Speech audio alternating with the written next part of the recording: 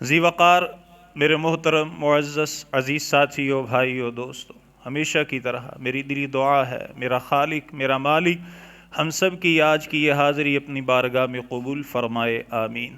اللہ تعالیٰ قبول فرما کر ہماری نجات، ہمارے والدین، اساتذہ کرام، محسنین، اللہ تعالیٰ تمام اہل و عیال، تمام انسانیت کی ہدایت اور ہدایت کے بعد نجات کا ذریعہ بنائے، سبب بنائے۔ اللہ تعالی ہم سب کا خاتمہ بالایمان فرمائے، خاتمہ بالخیر فرمائے۔ اللہ سبحانہ و تعالی ہمیں اولیاء اکرام کی عزت اور ان کی تکریم کرنے کی توفیق عطا فرمائے، آمین۔ میرے محترم بھائیوں، عزیز ساتھیوں، اللہ سبحانہ و تعالی انبیاء علیہم السلام ان کی نبوت اور رسالت کی تصدیق کے بارے میں معجزات عطا فرماتے تھے، اور اسی طرح جو اللہ سبحانہ و تعالی کے نیک بندے ہیں، جو اللہ تعالیٰ کے ولی ہیں، اللہ سبحانہ و تعالی ان کی عبادت کی وجہ سے، ان کی نیکیوں کی وجہ سے ان کو کرامات عطا فرماتے ہیں۔ اور پچھلے بیانات میں ہم نے بالتفصیل اس بات کو سمجھا اور سیکھا کہ نہ ہی معجزہ دکھانا کسی نبی کے اختیار میں ہے، اور نہ ہی کرامت دکھلانا کسی ولی کے اختیار میں ہے۔ اختیارات کا مالک اور خالق اللہ سبحانہ و تعالی۔ کرامات پر ایمان لے کے آیا جائے، بالتفصیل ہم نے ایک مکمل جمعہ سنا تھا۔ بعض ایسی بھی کرامات ہم سنتے ہیں کہ جو ہماری عقل کے منافی ہیں، بڑی عجیب و غریب طرح کی، اور ان کرامات میں ایک طرف کا غلو اور زیادتی پائی جاتی ہے، اور انبیاء علیہم السلام کی شان میں تنقیص پائی جاتی ہے۔ جب بھی میں اور آپ کسی بھی انسان سے کسی کرامت کو سنیں تو میرا اور آپ کا ایمان اور یقین اور کردار کیا ہونا چاہیے؟ جب بھی کرامت کو سنیں تو دوسرا کام یہ کریں کہ حضرت جی بتلائیں یہ بات لکھی کس جگہ پر ہے، لکھی ہوئی مل گئی؟ اب تیسرا کام کیا ہے؟ قرآن اور صحیح احادیث کے ترازو میں اسے تولا جائے، اس کا وزن کیا جائے کہ کیا یہ قرآن کے مطابق ہے، کیا یہ حدیث کے مطابق ہے۔ اگر قرآن اور حدیث کے مطابق یہ کرامت نظر آئے، تسلیم کیا جائے اور اپنے دل میں اس کو جگہ دی جائے، اور اگر کوئی کرامت قرآن اور حدیث کے مطابق نہیں، اس کے اصول کے مطابق نہیں، تو ایسی کرامات کو تسلیم کرنا میرا اور آپ کا ایمان ہمیں اس کی اجازت دیتا نہیں۔ آئیں توجہ فرمائیں، اللہ سبحانہ و تعالی نے سورہ بنی اسرائیل آیت نمبر 36 میں بیان فرمایا۔ اللہ تعالیٰ ایک اصول بیان فرماتے ہیں، توجہ فرمائیں، توجہ۔ اللہ تعالیٰ فرماتے ہیں وَلَا تَقْفُ مَا لَيْسَ لَكَ بِهِ عِلْمٍ۔ اے ایمان والو، جب بھی تم کوئی بات سنو، جب بھی تمہیں کسی بات کا پتہ چل جائے، آنکھیں بند کر کے اس کے پیچھے نہ چلو۔ جس بات کا تمہیں علم نہیں، تمہیں شعور نہیں، تم تک اس کی خبر نہیں آئی، وَلَا تَقْفُ مَا لَيْسَ لَكَ بِهِ عِلْمٍ، اللہ تعالیٰ فرماتے ہیں آنکھیں بند کر کے اس کی اتباع کرنی نہیں۔ اِنَّ السَّمْعَ، اللہ فرماتے ہیں بے شک ہم نے تم کو کان عطا کیے، وَالْبَصَرَ، دیکھنے کے لیے آنکھیں عطا کی، وَالْفُؤَادَ، سمجھنے کے لیے دل عطا فرمایا۔ اللہ فرماتے ہیں کُلُّ أُولَئِكَ كَانَ عَنْهُ مَسْئُولًا، لوگوں جب قیامت کا دن آئے گا، آپ سے کانوں کے بارے میں، آنکھوں کے بارے میں، دل کے بارے میں سوال کیا جائے گا۔ اور یارو بات بیان کرنے کا مقصد کیا ہے؟ جب بھی کسی کرامت کو سنیے، دلیل پوچھئے، حضرت جی کس کتاب میں موجود ہے۔ جب کتاب سامنے آ جائے، قرآن اور حدیث کے ترازو میں اسے تولیے۔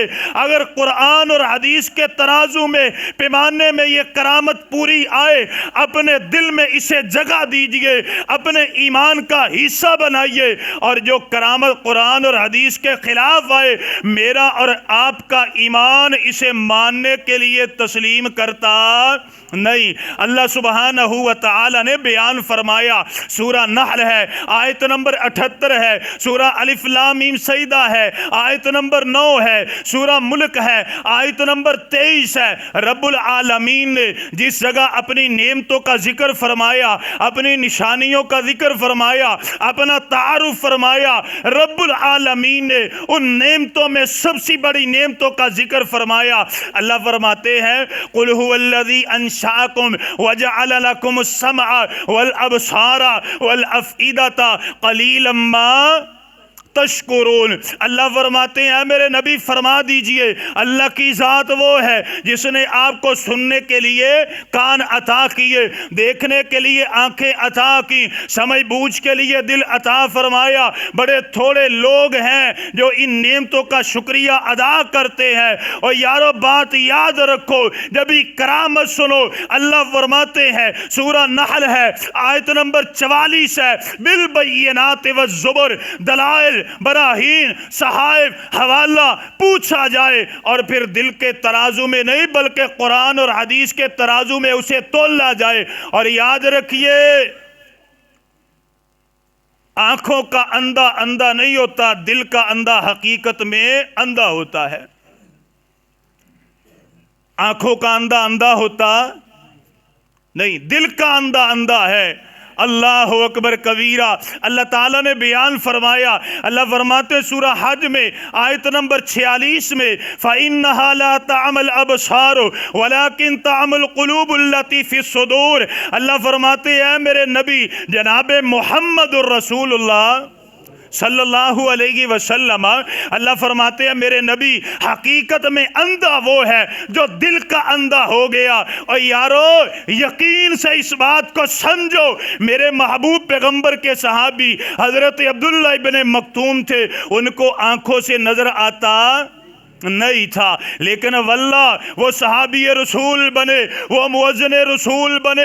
میرے محبوب پیغمبر علیہ السلام کے مصلی پہ کھڑے ہو کے 17 مرتبہ آپ نے مدینے میں پیارے پیغمبر علیہ السلام کے مصلی پہ کھڑے ہو کے 17 مرتبہ امامت کروائی۔ یہ میرے محبوب پیغمبر کے وہ صحابی جو مدینے میں اذانیں پڑھنے والے اور قادسیہ کے مقام پہ جا کے اللہ نے انہیں شہادت عطا فرمائی، اور یہ وہ صحابی ہے اور آنکھوں سے نظر نہیں آتا۔ اللہ تعالیٰ نے پوری کی پوری سورہ 30ویں پارے میں ان کی شان میں نازل فرمائی۔ آنکھوں سے نظر آتا نہیں لیکن دل روشن ہے، دل کی آنکھ سے دیکھا، دل کی آنکھ سے میرے محبوب پیغمبر کا دیدار کیا، اور دل کی آنکھ سے حق کو پرکھا، حق کو سمجھا، ایمان لے کر کے آئے۔ وہ ابو جہل تھا، وہ ابو لہب تھا، آنکھیں بھی تھیں، قد کاٹ بھی تھا، حسن و جمال بھی تھا، لیکن دل کے اندھے تھے۔ امام کائنات نے فرمایا آج بھی وہ جہنم کی آگ میں جلتے ہیں۔ تو حقیقت میں اندھا وہ جو دل کا اندھا، جب ہی کرامت سنیے، دلائل سامنے رکھیے، قرآن اور حدیث کو پرکھیے، پھر دل سے اس کے اوپر ایمان اور یقین لے کر کے آئیے۔ اور اہل النار جب جہنم میں جائیں گے، ان سے دروغہ جہنم سوال کریں گے الم یاتکم نذیر، تمہارے پاس کوئی ڈرانے والا نہیں آیا؟ وہ کہیں گے قالوا بلا قد جاءنا نذیر۔ یہ سورہ ملک ہے، سورہ ملک ہے آیت نمبر 8 سے 11 تک پڑھیے۔ یہ کہیں گے ہمارے پاس ڈرانے والا آیا لیکن ہم نے ان کی تکذیب کی۔ وَقَالُوا لَوْ كُنَّا نَسْمَعُ أَوْ نَعْقِلُ مَا كُنَّا فِي أَصْحَابِ السَّعِيرِ، کاش کہیں ہم سنتے ہوتے، عقل رکھتے ہوتے، دل سے سمجھتے ہوتے تو کبھی بھی ہم جہنم میں داخل ہوتے نہیں۔ یہ فرقہ واریت کا دور ہے، لوگوں کو ٹکڑے ٹکڑے کرنے کے لیے نبی کی سنت کو چہرے پر سجا کر اور دین کا لبادہ اوڑھ کر آپ کو بڑے ڈاکو نظر آئیں گے۔ میں آپ سے ایک سوال کرنا چاہتا ہوں کہ آپ فرقہ واریت سے بچنا چاہتے ہیں؟ بولیں جی، جنت میں جانا چاہتے ہیں؟ गुमराही से बचना चाहते हैं, वल्लाह मेरे महबूब पैगंबर ने उसूल बयान फरमाए। अगर आप जन्नत में जाना चाहते हैं, फिरका वारियत से बचना चाहते हैं, अगर आप औलिया से मोहब्बत करना चाहते हैं, अल्लाह के नबी के हाथ से जामे कौसर पीना चाहते हैं, अगर अल्लाह के अर्श के साए की दिल में ख्वाहिश है, वल्लाह दो ही उसूल हैं, अतीउल्लाह व अतीउर रसूल। और मैं ये कहा करता हूँ, गुमराही से बचने के दो ही उसूल, अतीउल्लाह व अतीउर रसूल। फिरका वारियत से बचने के दो ही उसूल, अतीउल्लाह व अतीउर रसूल। अल्लाह की मोहब्बत के दो ही उसूल, अतीउल्लाह व अतीउर रसूल। किस्सा मुख्तसर। और जन्नत में जाने के दो ही उसूल, अतीउल्लाह व अतीउर रसूल। और हाँ, अगर हम हक के मुतलाशी हैं, याद रखिए दो उसूल हैं। ये दो उसूल मैंने बनाए, बाबे अब्दुल्ले ने बनाए। किसने बनाए हैं? ये उसूल कहाँ से आए?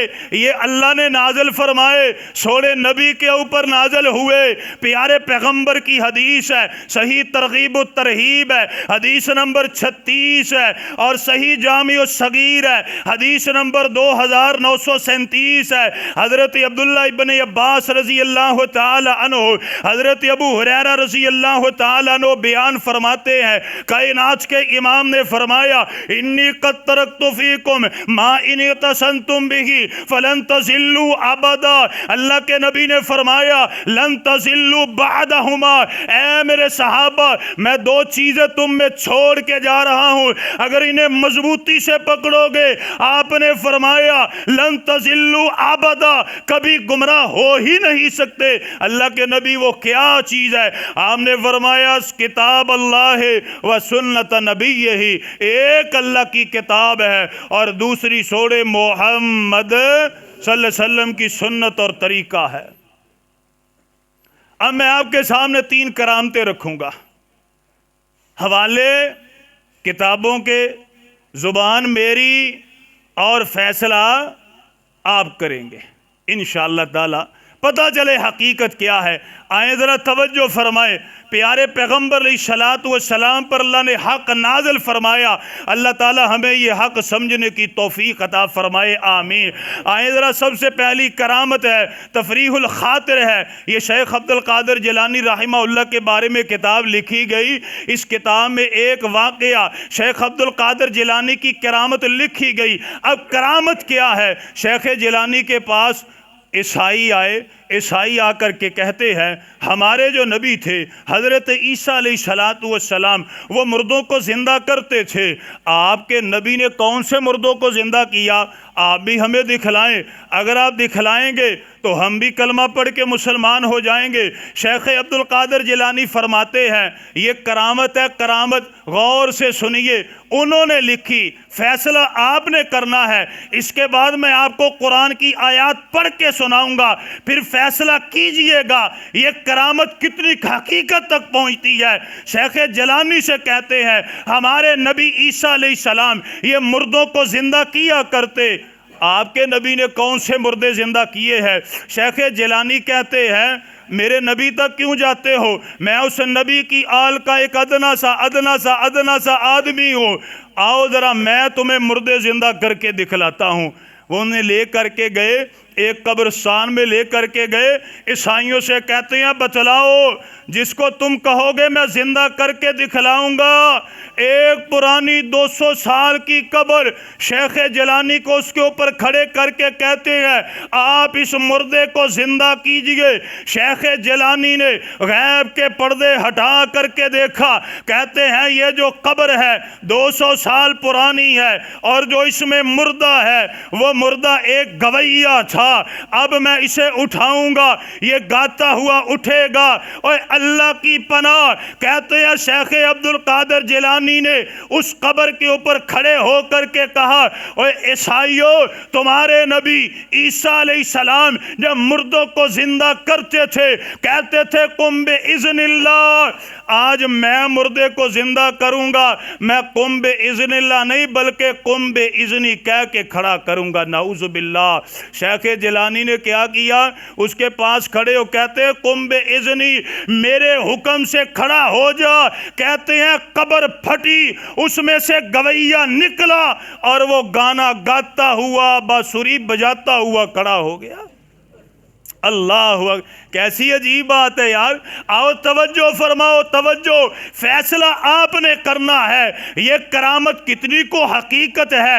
پیارے پیغمبر علیہ السلام کی شان بڑی ہے، عیسیٰ علیہ السلام کا مقام بڑا ہے، اور عیسیٰ علیہ السلام مردوں کو زندہ کرتے تھے، خود کرتے تھے، خود کرتے تھے۔ اللہ اکبر۔ قرآن کی آیت ہے، سورہ آل عمران ہے، آیت نمبر 49 ہے۔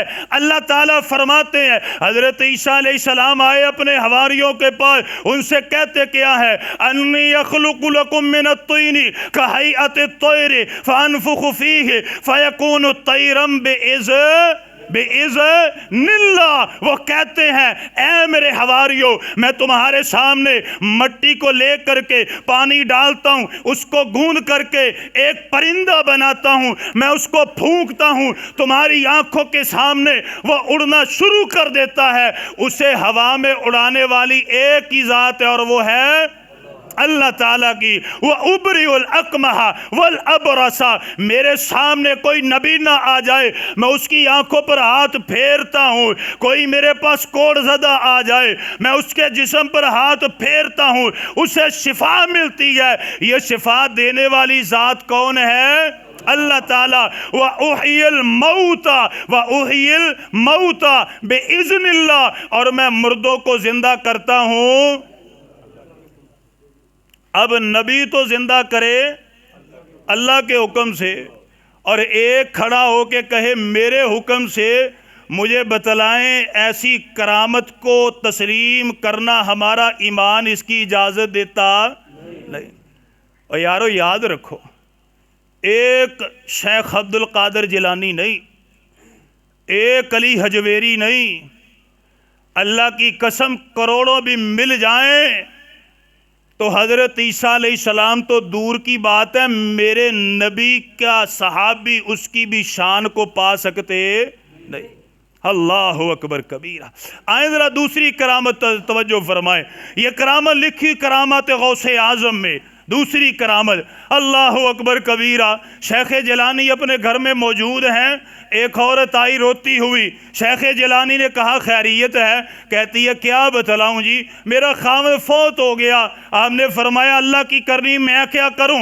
یہ عورت کہتی ہے نہیں نہیں، میرے خاوند کو بھی زندہ کیجئے، زندہ کر کے دکھلائیے۔ شیخ جیلانی جوش میں آئے، جلال میں آئے، اسی وقت اپنا ہاتھ ہوا کے اوپر بلند کیا۔ پھر کیا تھا؟ اللہ اکبر کبیرہ، انہوں نے اس طرح کر کے ہاتھ زمین کے اوپر مارا، اور جو اس کا مردہ خامد تھا وہ زندہ ہو گیا۔ اللہ اکبر کبیرہ۔ پھر ہوا کیا؟ کہتے ہیں جب شیخ جیلانی نے اس طرح ہاتھ فضا میں بلند کیا تھا، حضرت عزرائیل علیہ السلام جو اس دن انہوں نے لوگوں کو اللہ کے حکم سے فوت کیا تھا، ان کی روحیں اللہ کے پاس لے کر کے جا رہے تھے۔ شیخ جیلانی نے کہا میرے مرید کی روح کو واپس کر دو۔ عزرائیل نے فرمایا کہ میں ان روحوں کو واپس کر سکتا نہیں۔ شیخ جیلانی کو غصہ آیا، انہوں نے ساری ٹوکری پکڑ کے زمین پہ گرا دی، اور اس دن جتنے بھی فوت ہوئے تھے شیخ جیلانی کی کرامت سے سارے زندہ ہو گئے، نعوذ باللہ۔ عزرائیل علیہ السلام گئے اللہ کے پاس، کیا ہوا؟ اللہ تعالیٰ نے سوال کیا۔ عزرائیل علیہ السلام کہتے ہیں کیا بتلاؤں، شیخ عبد القادر جیلانی نے یہ کر دیا۔ اللہ تعالیٰ نے فرمایا یہ تیرا ہی قصور ہے، ایک کی روح کہتا تھا واپس کر دیتا، اب سب کی روح واپس چلی گئی، اب میں اللہ بھی نعوذ باللہ کچھ نہیں کر سکتا۔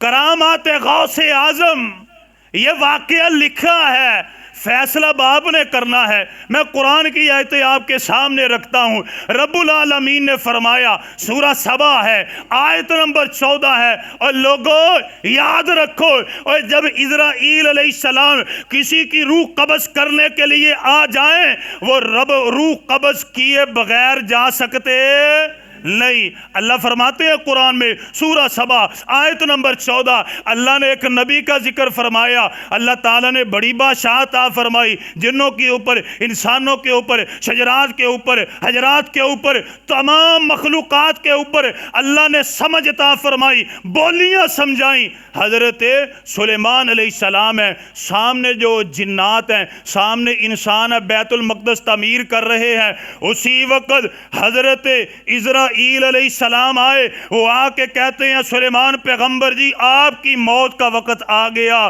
حضرت سلیمان علیہ السلام کہتے ہیں ہاں میری موت کا وقت آ گیا، مجھے کچھ مہلت دے دی جائے تاکہ میں اپنے گھر میں چلا جاؤں، جا کر کے بیوی بچوں کو وصیت نصیحت کر دوں۔ اسرائیل علیہ السلام کہتے ہیں آپ کو گھر میں جانے کی اجازت نہیں ہے۔ کہتے ہیں اچھا یہ بات ہے، پھر اس طرح کرو، میں اپنے ان اپنے مریدوں سے، اپنی ان امت کے لوگوں سے کچھ کہنا چاہتا ہوں۔ اسرائیل علیہ السلام کہتے ہیں اتنی بھی اجازت نہیں ہے۔ سلیمان علیہ السلام کہتے ہیں یہ میری زندگی کا آخری لمحہ، اللہ کے بندے میری زندگی کا آخری لمحہ، میری خواہش یہ ہے میں اللہ کی بارگاہ میں 2 سجدے کر لوں۔ اسرائیل علیہ السلام کہتے ہیں اتنی بھی اجازت نہیں ہے۔ کہتے ہیں لیٹ لینے دو، اتنی بھی اجازت نہیں ہے، بیٹھ لینے دو، اتنی بھی اجازت نہیں ہے۔ سلیمان علیہ السلام کہتے ہیں چلو پھر اسی عصا پر ٹیک لگا لوں۔ کہتے ہیں ہاں ٹیک لگانے کی اجازت ہے، اس سے زیادہ اجازت نہیں ہے۔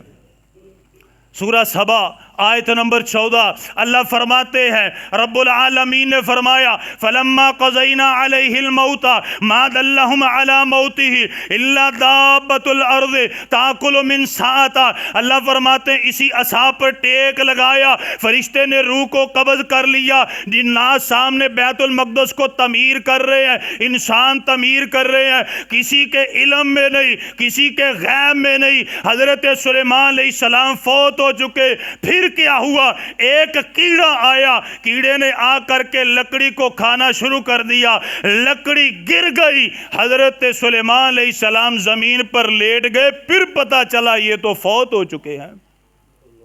جب فرشتہ روح قبض کرنے کے لیے آئے پھر وہ خالی جاتا نہیں ہے۔ اور میں نے کئی مرتبہ آپ کو ایک چیلنج سنایا ہے، رب العالمین فرماتے ہیں پڑھیے سورہ واقعہ کو آیت نمبر 83 سے آیت نمبر 83 سے 87 تک پڑھیے۔ رب العالمین فرماتے ہیں فلولا اذا بلغت الحلقوم وانتم حينئذ تنظرون۔ اللہ فرماتے ہیں اے میرے بندے یاد کر جب تیری موت کا وقت آئے گا، تیرا رب تیرے قریب ہوگا، جب تیری سانس تیری حلق میں اٹک جائے گی، تو اپنے رب کو دیکھتا نہیں ہوگا لیکن رب تجھے دیکھتا ہوگا، تو اپنی آنکھوں سے ان فرشتوں کو دیکھتا ہوگا جب وہ تیری روح قبض کرنے کے لیے آئیں گے۔ وَأَنْتُمْ حِينَئِذٍ تَنْظُرُونَ۔ رب العالمین فرماتے ہیں اے میرے بندے تیرا رب چیلنج کرتا ہے، یہ گھر تیرا ہے، جائیداد تیری ہے، بیوی بچے تیرے پاس کھڑے ہیں، تیرا قبیلہ تیرے پاس ہے، گھر تیرا ہے، میں رب تجھے چیلنج کرتا ہوں ترجعونها ان کنتم صادقین، اگر تو اپنی باتوں میں سچا ہے تو اس فرشتے کو خالی کر کے واپس کر کے دکھلا۔ تو فرشتہ کبھی بھی کسی کی روح کو قبض کرنے کے لیے آئے تو خالی جاتا نہیں ہے۔ اور جس کی روحیں لے گیا وہ واپس کیسے؟ اور میرے نبی کو اپنی پیاری بیوی امی خدیجہ سے کتنا پیار تھا، حضرت عبد المطلب سے کتنا، حضرت ابو طالب سے کتنا پیار تھا۔ اللہ کے نبی کی 3 بیٹیاں آپ کی زندگی میں فوت ہو گئی، کتنا پیار تھا۔ اور یارو سب کچھ چھوڑو، پیارے پیغمبر کو اپنے پیارے چچا حضرت حمزہ سے کتنا پیار تھا رضی اللہ عنہ مجمعین، اور اپنے بیٹے قاسم سے کتنا پیار تھا۔ اگر روحیں واپس ہی کرنی ہوتی اللہ کی قسم میرے نبی ہاتھ مار کے ساری روحیں واپس کر لیتے، لیکن جب روحیں چلی جاتی ہیں کوئی واپس کر سکتا نہیں۔ آخری بات، کرامات، یہ تو غوث اعظم تھی، ایک کرامات امدادیہ کتاب ہے، صفحہ نمبر اس کا 18 ہے، شاہ امداد اللہ مکی صاحب ان کے بارے میں یہ واقعہ لکھا ہوا ہے کتاب میرے پاس موجود ہے، پڑھنا ہو تو پڑھ سکتے ہیں۔ آخری کرامت فیصلہ آپ نے کرنا ہے۔ شاہ صاحب صبح کا وقت اپنے شاگرد کے پاس بیٹھے ہیں، ان سے کہتے ہیں کہ بیٹا ذرا میرا کندھا تو دباؤ۔ شاگرد نے کندھا دبایا۔ اب کہتے ہیں کہ بیٹا ذرا آہستہ نرمی سے دباؤ۔ شاگرد نے نرمی سے دبایا۔ شاگرد کے دل میں خیال آیا کہ شاہ صاحب کا کندھا میں دبا رہا ہوں، کہتے ہیں نرمی سے دباؤ، خیریت تو ہے۔ جب انہوں نے کندھے سے کپڑا ہٹا کر کے دیکھا، وہاں پر زخم بنا ہوا تھا، چمڑی اتری ہوئی تھی۔ مرید شاگرد بڑا بے قرار ہوا، کہتا ہے شاہ صاحب آپ تو ہمارے پاس ہی تھے، کہیں گئے بھی نہیں، زخم بڑا گہرا ہے، میں حیران ہوں ہوا کیا ہے؟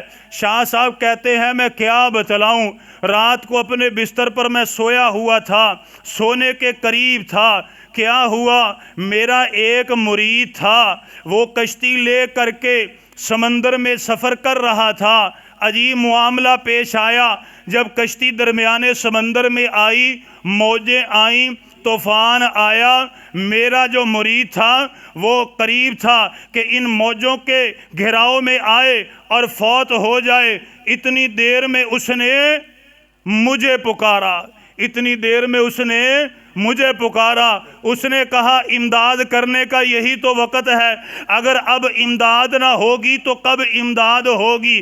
کہتے ہیں پھر مجھے جلال آیا، اسی وقت میں گیا اور میں نے جا کر کے اس کی ناؤ کو کندھا دیا اور اتنا زور لگایا کہ میرا کندھا بھی زخمی ہو گیا۔ جب میرے مرید کی کشتی ساحل سمندر پر لگی، پھر مجھے چین آ گیا، سکون آ گیا۔ یہ تکلیف اور یہ زخم اسی وجہ سے ہے کہ میں نے کندھا لگا کر کے اس کی کشتی کو ساحل پر لگایا۔ یہ واقعہ بیان کرنے کے بعد حاجی صاحب کہتے ہیں بیٹا کسی دوسرے کو اس کی خبر دینی نہیں۔ یہ تو ہوگی کرامت۔ اب قرآن کی آیتیں ذرا سامنے رکھیے، فیصلہ آپ نے کرنا ہے۔ اور لوگوں یاد رکھو غوث اعظم کون ہے؟ کون ہے جی؟ وقت ختم ہو گیا، صرف 2 منٹ کی بات ہے۔ غوث اعظم کون ہے؟ اللہ تعالیٰ۔ سب سے پہلے ان کو پکارنا شرک تھا۔ اللہ فرماتے ہیں غوث اعظم تیرا رب ہے، دستگیر تیرا رب ہے، غریب نواز تیرا رب ہے، سارے اللہ کے در کے فقیر ہیں۔ اللہ تعالیٰ فرماتے ہیں سورہ نمل آیت نمبر 62 امن یجیب المضطر اذا دعاہ ویکشف السوء۔ اللہ فرماتے ہیں لوگوں وہ کون ہے جو مضطرب کی، پریشان کی، مصیبتوں میں جکڑے ہوئے کی پکار سن کر کے اس کی مصیبتوں کو دور کرتا ہے؟ الہم اللہ۔ اللہ فرماتے ہیں وہ ایک ہی ہے اور وہ تیرا رب ہے، تیرا اللہ ہے۔ اور رب العالمین نے فرمایا اے لوگوں ہوش کے ناخن لو، حضرت زکریا علیہ السلام پر پریشانی آئی، کس کو پکارا؟ اللہ کو پکارا۔ یحییٰ علیہ السلام پر پریشانی آئی، کس کو پکارا؟ اللہ کو پکارا۔ حضرت ابراہیم علیہ السلام پر پریشانی آئی، اللہ کو پکارا۔ تمام نبیوں نے اللہ کو پکارا، اور امام الاعظم، قائد اعظم، پیغمبر اعظم جناب محمد الرسول اللہ صلی اللہ علیہ وسلم نے پکارا، اللہ کو پکارا۔ اور میں بار بار یہ بات کرتا ہوں واللہ آیا اس دور کا مشرک میرے نبی کے دور کے مشرک سے زیادہ پلید ہے۔ اس دور کے مشرک کے اوپر بھی اگر پریشانی آتی، کشتیاں ڈوبتی، وہ اس نازک وقت میں کسے پکارتے؟ اللہ کو پکارتے۔ اللہ فرماتے ہیں سورہ یونس ہے آیت نمبر 22 ہے، سورہ لقمان ہے آیت نمبر 32 ہے وَإِذَا وَغَشِيَهُمْ مَوْجٌ كَالظُّلَلِ دَعَوُا اللَّهَ مُخْلِصِينَ لَهُ الدِّينَ۔ اللہ فرماتے ہیں مشرکوں کی کشتیاں بھی ڈوبنے لگتی تو وہ اللہ کو پکارتے۔ اور لوگوں یہاں پر حاجی صاحب نے عقیدے کی اصلاح نہیں کی کہ پتر مجھے پکارا، ان کا حق تھا اللہ کو پکارتے۔ 2 حدیث بات کو ختم کرے۔ مسند احمد 1 جلد ہے، حدیث نمبر 214 ہے۔ پیارے پیغمبر علیہ السلام کے صحابی ابن عباس بیان کرتے ہیں ایک شخص اللہ کے نبی کے پاس بیٹھا تھا، باتیں کرتا کہتا ہے ما شاء اللہ و شئت جو اللہ تعالیٰ چاہے، جو نبی آپ چاہیں۔ کائنات کے امام نے فرمایا اجعلتنی ندن واللہ عدلا، کیا تو مجھے اللہ کا شریک بناتا ہے؟ اللہ تو ایک ہے، لا بل ما شاء اللہ وحدہ، یہی کہ جو اللہ اکیلا چاہے۔ پیارے پیغمبر کی دوسری دی صحیح بخاری ہے، حدیث نمبر 5147 ہے۔ اللہ کے نبی وہ شادی کے موقع پر گئے، بچیوں نے دیکھا، وہ کہتی کیا ہے؟ وَفِينَا نَبِيٌّ يَعْلَمُ مَا فِي غَدٍ، ہم میں ایک ایسا نبی موجود ہے جو کل کے بارے میں جانتا ہے، اسے علم موجود ہے۔ اللہ کے نبی نے فرمایا اے میری بیٹیوں ایسے نہ کہو، يَعْلَمُ مَا فِي غَدٍ إِلَّا اللَّهُ، کل کے بارے میں کون جانتا ہے؟ اللہ ہی جانتا ہے۔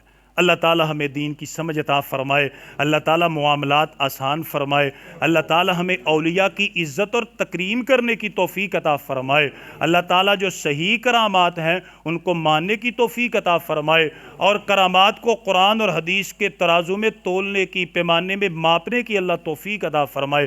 آمین وآخر دعوانا الحمدللہ رب العالمین۔